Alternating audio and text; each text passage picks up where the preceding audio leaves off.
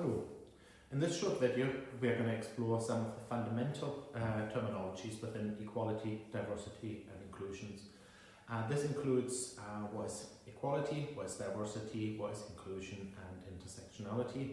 But we will also focus on the 6 main equality strands. Starting off with the concept of equality. According to the literature, it is very difficult to theorise because on the one hand, equality may assume equal treatment based on equal dignity. But at the same time, this notion of equal treatment has been rejected widely. Instead, we are focusing on equal opportunities, meaning that we offer every individual, regardless of their background, the same opportunity in life, in work, in every sort of areas, without discrimination.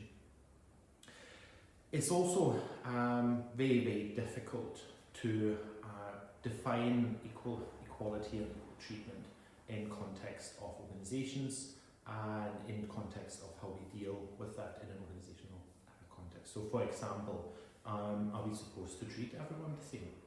Or should we treat everyone as an individual? Think about gender. Do we treat women and men the same? Do we treat all women the same? If you think about race or religion, for instance, someone belonging to a Pakistani background, do they have the same needs and requirements or desires as a white Scottish or British person? That brings us to the concept of diversity.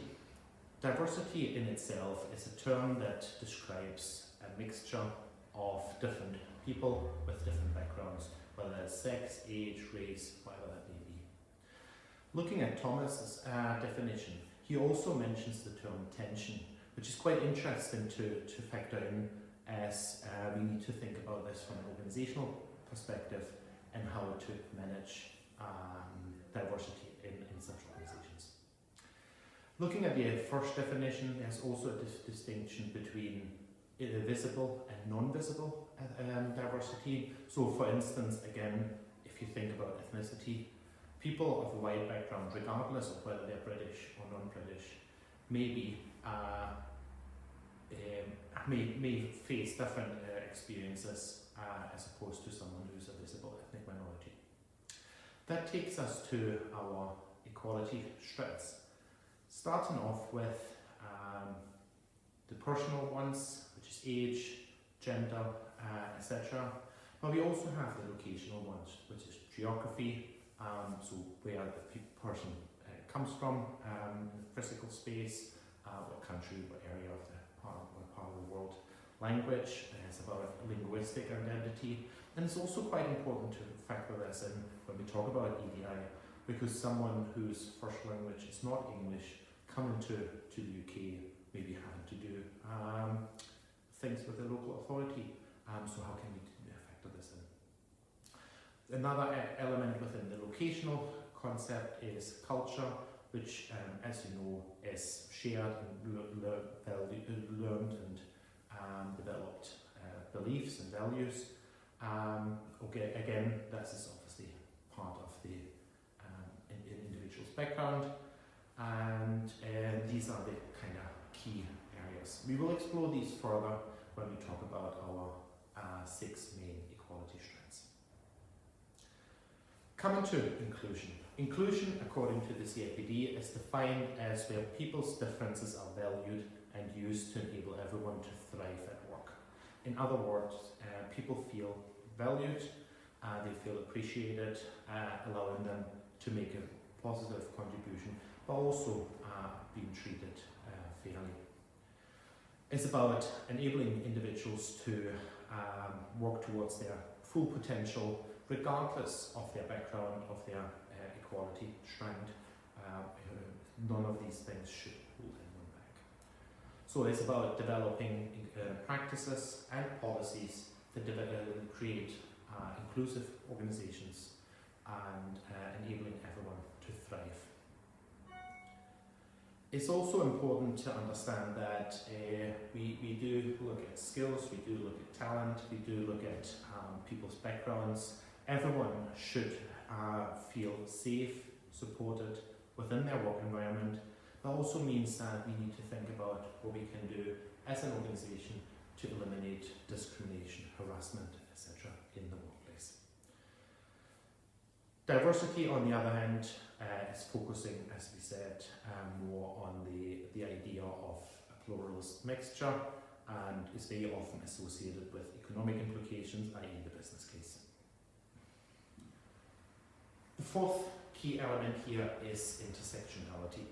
Intersectionality is fundamentally describing a concept where individuals hold at least two protected characteristics or equality strengths. So for instance, if we say a Muslim woman, for instance, so we can assume that there's gender inequality in society, in workplaces, in the labour market. We also know that there's race inequality, where I think minorities may be disadvantaged. And if we now assume that we have an individual holding both of these protected characteristics, there may be scope for even more oppression, even more discrimination, and reinforcing that. And that's the idea of what intersectionality is trying to explain. It also tries to understand systems of oppression and discrimination and what we can do as society, as organisations, to rectify this. So having defined the fundamental concepts, we are now having a look at the 6 equality strands, which are race, ethnicity, sex or gender, age, disability, sexual orientation and LGBT+, and religion. Starting off with gender.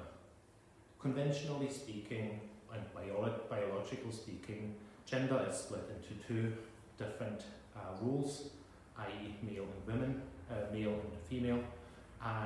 We do have to acknowledge, however, that the traditional definition of gender is becoming more blurred because we are now having people identifying as transgender, non-binary, etc. The second one is race, which is also associated with ethnicity, nationality, background, also very often associated with visibility and invisibility, ethnicity as well. Age is very straightforward, people belonging to a certain age group, either for instance teenagers or seniors, etc. Disability, we distinguish between physical and mental disability, which we'll explore further. LGBT and sexual orientation is very much about someone's sexual preference, whether straight, gay, lesbian, etc. But again, also then thinking about the ideas that we mentioned around gender is things like transgender, non-binary, and a variety of other ideas that come into this discussion around this as well. The last concept, or the last equality strand, is religion, which is obviously someone's religion, someone's faith. Probably quite important to distinguish that on the one hand we talk about organised religion, which is not necessarily the same as someone's faith. But these are the kind of things that will have an impact on how we manage people, how we deal with people in the workplace, how we can support and nurture individuals to achieve their full potential, but also to ensure that everyone in the organisation feels valued. There's a working environment that's free from discrimination, bullying, harassment, etc. And that's what we're trying to explore further throughout this course. Thank you very much for watching, and if you have any questions, have a look at our VLE or contact me directly. Thank you.